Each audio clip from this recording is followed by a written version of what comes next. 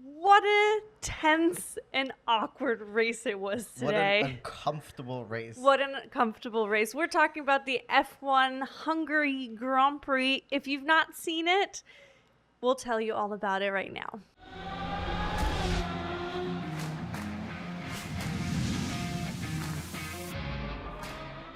Welcome back, everybody, to the Daily Racing Show here at RacePlazaMedia. My name is Milan. My name is Pia. And today, as we teased, we're going to talk about the Hungary GP that happened yesterday. It was definitely something else. I mean, as the day of the recording it happened today. Yeah, we watched it today. We didn't watch it live. We watched it afterwards. We tried to avoid some spoilers. We did catch some spoilers. However, watching the race, it was not very uncomfortable. I expected it to be. Okay, and I will say, though, if it wasn't for the situation, and we're going to get to that in just a moment. There's a few other things I wanted to talk about before we talk about this, the elephant in the room. But if it wasn't for that, I would say the race wasn't actually that interesting. Agreed. 100% agreed. If it wasn't for that, the race would have been an okay race, I think. The first thing I think I would actually like to point out about the race is the very, very unfortunate DNF of Pierre Gasly. Yeah, the only person that didn't get to finish the race today. It's so unfortunate, especially because last week or the last race, he couldn't even start. No, that was 2 races ago, right? Was it 2 races ago? I think in his post-race interview, he said 2 races ago, he couldn't even start. Then there was a gearbox issue in the last race. And then again, whatever, he's been plagued by BS, by technical difficulties. Reliability issues with Alpine, and which is also so unfortunate because the Alpine was scoring points. I know. Both of the drivers were scoring points. Yeah, and then everything fell apart, I guess. Maybe they just need the summer break finally. They're just like, we just need a reset, which we're really close. We have one more race. We have Spa coming up this upcoming weekend, which I'm excited about because Spa is just also such a legendary track in Belgium. Correct. But let's start at the beginning. Yes. So the starting grid was the following. You had Lando Norris in pole position. You had Oscar Piastri in second, Max Verstappen in third. Then there was Lewis Hamilton in fourth, and then Charles Leclerc in fifth. Everything else, I'm not going to bring up right now. Yeah. I would like to point out that George Russell had a terrible qualifying. He started 17th. Even worse qualifying was Checo. Yeah, Sergio Perez, who unfortunately crashed out in the first qualifying session, so he started in, I think it's 16th actually, because his time ended up being a little bit better. Yeah. So that's why. But I mean, neither of them made it out of Q1, which was unfortunate. Yeah, especially for Checo. Yeah, because he is on the chopping block, like right on the edge. The knife's edge is like, which is so unfortunate. He, no one believed him. No one believed that he would stay in the Red Bull. Then he got a contract extension, and then all of a sudden his performance started dipping again. And then also this really, really unfortunate thing, I think now in the summer break, his Checo documentary, Never Give Up or something like that, is coming out. On Disney Plus, right? Or I think it's HBO. Oh, HBO or Disney. I thought there was one coming out on Disney because I thought I'd seen a commercial. Yeah, one of the two. But either way, super uncomfortable that this is all coming out now at the same time with all the shit that's happening. Yeah, and we were talking about it because, I mean, I personally didn't want Checo to have the contract renewal. I wanted somebody else to get into the seat, maybe even Carlos Sainz. I would have been so thrilled for Carlos to get in it, or somebody else, of course, like Danny, Yuki. There's so many potentials who could have taken the seat. Yeah. However, so when he got it, I was bummed. But then again, I don't want him to fail so miserably, for him to crumble, and that's the reason that he's not getting, like, that's gonna force Red Bull to do have Red Bull do their move of kicking out a driver, maybe even halfway through the season. Yeah, especially because it's this thing, like, I think we talked about this week. It's no pleasure of ours to watch someone succumb to pressure so terribly and miserably, because I would like to see someone a little bit more competitive in the second Red Bull seat, right? But Checo is just like, it's not it. And I'm not saying that he's a bad driver. And I think it would be nice to see him maybe in another car for now to see how he would be faring in a car where there's not as much pressure, you know? But it's just like, it's just all falling apart for him. And I mean, he did finish the race in the points, actually. Yes. I think that was also the minimum expectation, right? It wasn't going to end with him not ending in the points. He ended up actually finishing 7th. So I'm going to already throw that out. But yeah, once again, not a pleasure. And I think because of that contract renewal, the only way this will there's only 2 ways this will play out. It will either play out, he will keep his seat if he has a great Spa. He has to have an excellent Spa race. Yeah, he has to make it into Q3, and he has to fight for podium position. Exactly, he has to fight for podium, which now, unfortunately, it's getting more and more difficult because like the McLaren is so freaking fast. Which is exciting that it's getting more difficult. It is, but it's bad for him because it's less room on the podium for him. Back in the day when the Red Bull was way more dominant. Last season. Or the beginning of the season. Even though he was still struggling, it would have been easier for him to make it onto the podium compared to now, where the McLaren is back-to-back, always really fast. So we'll see, but I think this will either end with Checo being chopped, and then one of the other guys will be promoted from the RB cash. So it will either be Yuki or Danny being promoted into the Red Bull, and then that second Visa Cash App seat will go to Liam Lawson. I think that would be the way that I see it coming. I don't see...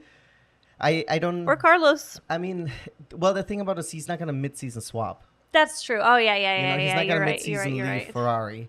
And then also, I don't see it. I would be very surprised if Checo would be swapped to go into the Visa Cash App. I don't know if that's an option. They have done that. They have demoted a driver. And I know this happened to Alex and stuff like that, but I just don't know if that is on for him. I don't know. But we're getting a little bit off track. So it was a good point. And it's clearly something that's active happening in the racing F1 world right now. But let's talk about this really awkward, uncomfortable race. As you had mentioned, Norris was in pole position. It was, of course, you want to start the race and keep your pole position. So he had a good start. Oscar had a great start. But then, of course, Lando was trying to push him almost into the wall or like cut him off essentially. But then on his left side, Max was coming in as well. So they essentially went 3 wide into the first right-hand corner, which was really close. And I was so happy to see that Oscar Piastri didn't back out. Because I feel like, I don't know if he would necessarily, but I was just hoping that he would put his elbows out, that he would stand his ground, and he did that. So he took pole, right? Yeah, well, he took P1 in that place. So he took pole, P1, and then he actually ended up leading the race for a very, very long time. And I would also say he led it very comfortably. Lando was in second, but the closest Lando ever was like within 1.2 when this was after the first pit stop when Piastri made a mistake and he went off, but then he actually built out that lead again. But then McLaren did this really uncomfortable thing, which is so stupid, and they threw Piastri essentially 2 races in a row to the I call it to the fishes or to the fish, whatever. It's essentially they pitted Lando first, giving Lando the preferred strategy. So although Lando was in second position. So here's the thing. You make that decision and then you stick with it. Yes. But they were so concerned about covering P3, which is Hamilton at the time.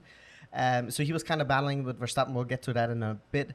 But essentially, however, there was like almost at the time, it was like a 7-second gap. So there was really no concern. There was no concern. So Lando pitted. Then they left Piastri again out 2 laps. And then when Piastri had to pit, he ended up coming out, of course, behind Lando because Lando had the quicker tire. He made up time. And then Lando put in when Piastri came out of the pits because Piastri's pit was also like a 2.9, so it wasn't ideal. Yeah.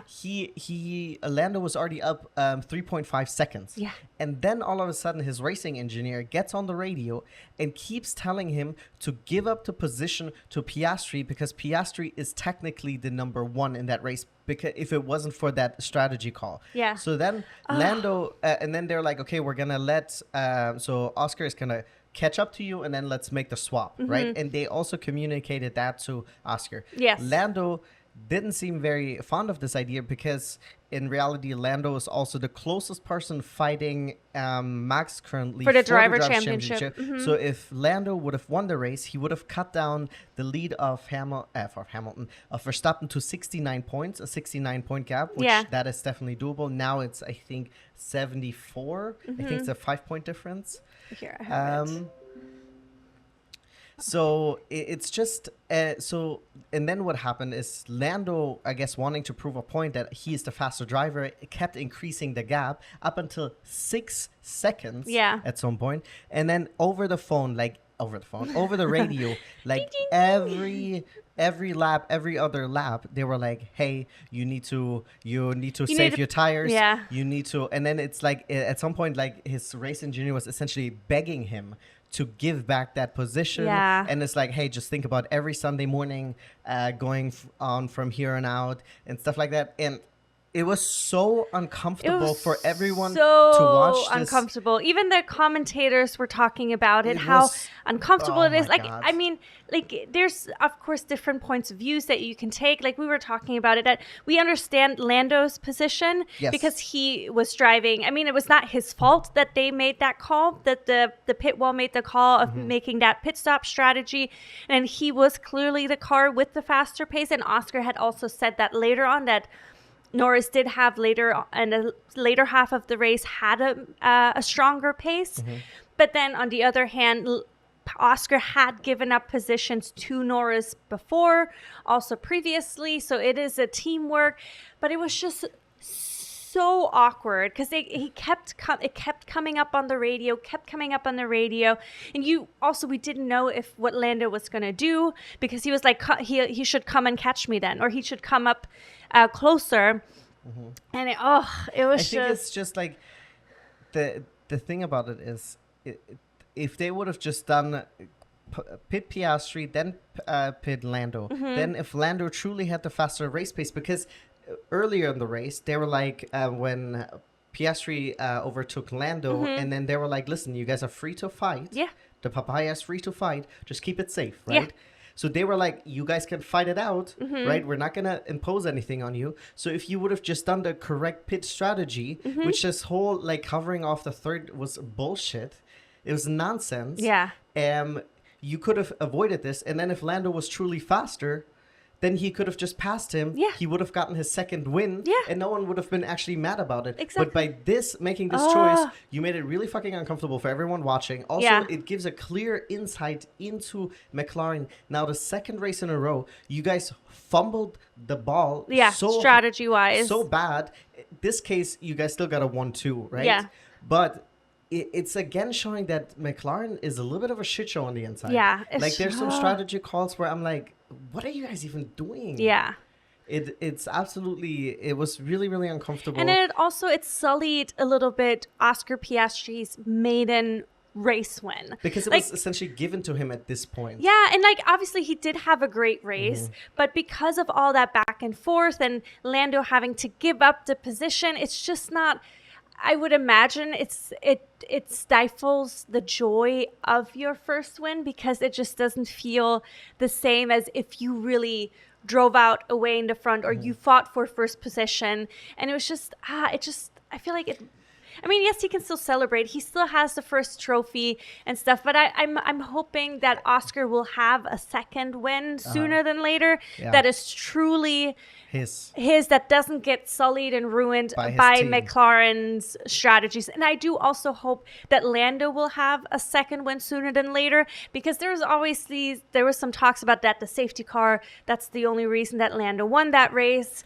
Yeah, but so that's racing. That's racing, you know? But this was not racing. This was bullshit. Yes, but I still want for both of them to have, I mean, I want both of them to have many more wins, but to have like their own, so they can really like be like, this is my win. I did it 100%. Yeah. Because, I mean, David Coulthard was even saying like, it's such a tough thing to ask a race car driver who is fighting for the championship. A selfish person in the sport in a sense that all they want to do is win. And especially you are a single driver in a car. Yes, you're part of a bigger team and stuff like that. That's what they're also lording over his head. Yeah, but you're driving, at the end, it's for yourself. And I know that some people I've seen online, they were comparing this to Hamilton. I think it was a few years back when Bottas was still at the team too. That Hamilton was actively fighting the championship against Vettel, and he was behind in the championship, and he gave the position back to Bottas without asking. However, the situation was a little bit differently. Hamilton said, like, listen, let me pass him, and I'm going to hunt him down, and if I don't catch him, I'll give it back. And that's exactly what happened. In this case around, Lando never asked for any of this, and I'm not saying, the behavior was good, but it's like all of this uncomfortableness could have been avoided if it wasn't for McLaren. Yeah. And it's like you're creating this unnecessary tension. And I will say, like, right when they got out of the car, Lando he behaved pretty well. He congratulated. Also, in his post-race interview, he didn't really say, he just insinuated something. Yeah, but it was very, very mature and still very calm. Didn't seem like a big, Well, in his Nico Rosberg interview, he was asked about the uncle, and he was like, and then he was like, well, it looked like you weren't going to give it back. And he was like, well, it was team orders and I followed them. And then he just smiled. I think that's But it was with 3 laps to go. So he was also signaling, it's like, I proved my point. Yes. No, for sure. It was just like, it's so stupid. Yeah. But I mean, let us know what you guys thought about this, because this is just one of this was the major uncomfortableness that happened in the race. I think the second thing we should also bring up is Max Verstappen's behavior. Today during the race was off. Absolutely. It's like the way he was speaking to the people over the radio was way off. Yeah. He was very upset the strategy wasn't really working out. I think the car has also been struggling a little bit more. It's obviously not quite as dominant anymore. I mean, it's still such a great car, but yes, it's not like, because he's having competition now. Yeah. He's having to fight for first position. He's not 10 seconds ahead of everybody else. So he has to do some competitive racing, and we can see his, like, I guess maybe some people would say like the old Max is surfacing, or it's coming out more. The one that's competitive side is being his competitiveness, right? his more like emotional temperament is coming out, because he definitely was giving some tood to the engineer. To GP on the phone or the radio. It was not pretty. And then he had an incident with Hamilton. He then almost started a fight over the radio, or he was trying to like start something with Mercedes. Yeah. And then GP shut it down. His racing engineer shut it down, and he was like, "This is childish." Yeah. I think he was also complaining in a previous corner that he was ahead and stuff like that, and then that he was like cut off and stuff like that, and he told him like, no, you weren't. Which I like about JP too, that he just GP. What did I say? JP. Yeah. GP. That he just tells it as it is, but he's very calm and matter of fact. It was a tough race. It was really tense to watch. But I mean, I think, and I mean, the stewards, I don't think they ever investigated the incident between Hamilton and Verstappen. It was investigated, and it was just considered like no action taken. They were saying that 44 could have made her try to avoid the impact a little bit more, but they don't consider it his fault. Well, because also, he was sending it on the inside, and then he locked up, and then when he locked up, he went into Hamilton essentially. Like, yes, Hamilton could have gone a little bit wider. Well, Hamilton could have maybe, I don't know, but he wasn't moving under braking, and it wasn't considered anything. Lewis was like, listen, this is a racing incident, but I mean, I think he was just very angry, and he sent it on the inside and was just never on that move. Yeah. It's a notoriously difficult track to overtake anyways. Yeah. So that's why we didn't really see a lot of overtakes. But a few things that I did wanted to mention. It was good to see we saw Charles Leclerc on fourth. It's so nice to see him up there again. Because of that move from Max that was never on. I do believe because he did catch some air. Maybe the car also got some damage on, so he was never able to really chase down Charles after that. It was also...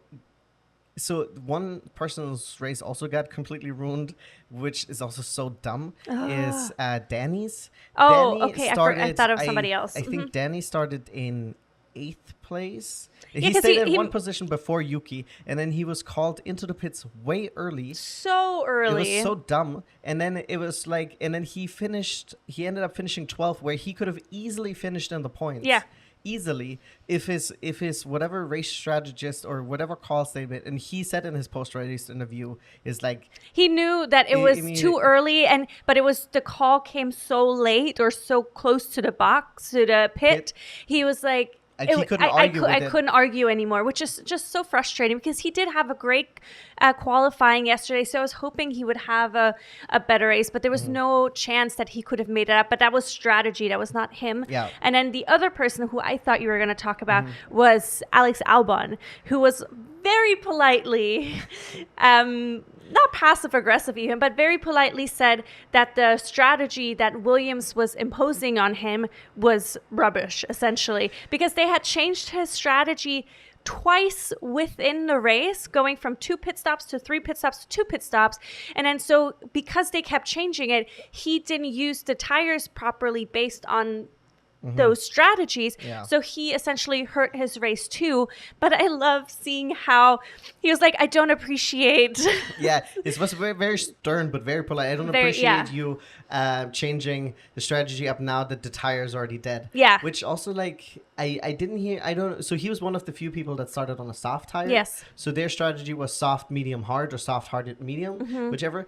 But a 3-stop was never on. No. Who in the world thought this was going to be a 3-stop? No. Sometimes I'm like, what in the world are you guys even doing? 3-stop where? Yeah, I don't know. Maybe if there's like an incident or something. Yeah, but this is like banking on... I know. This is nonsense. Yeah, it's nonsense. But I mean, it was a very, it wasn't an eventful race. It was a very tense race, a very awkward race for all these different reasons that we've just mentioned.